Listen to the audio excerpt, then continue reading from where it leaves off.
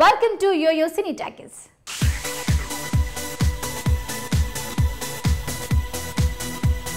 రీసెంట్గా నాగు వారసుల పెళ్లిపై ఓపెన్ అయ్యాడు. అయితే అఖిల్ ఎంగేజ్మెంట్ అనౌన్స్ చేసినా చైతు విషయంలో క్లారిటీ ఇవ్వలేదు. మరి నాగు చైతుల కంటే ముందే అఖిల్కు పెళ్లి చేస్తాడా లేదా ఇంకేదైనా రీజన్ ఉందా? తెలుసుకోవాలంటే ఈ స్టోరీ చూడండి.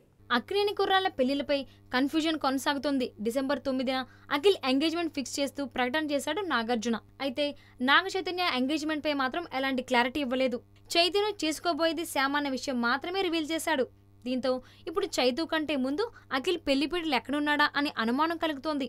ఇప్పటికే నాగార్జున ఇద్దరు పెళ్లిళ్లు వేరువేరుగా ఉంటాయని క్లారిటీ ఇచ్చాడు కూడా. అయితే తాజా విషయం ఏంటంటే చైతు శ్యామ్లది మతాంతర వివాహం కాబట్టి ఎంగేజ్మెంట్ నిర్ణయం తీసుకోలేదని సమాచారం.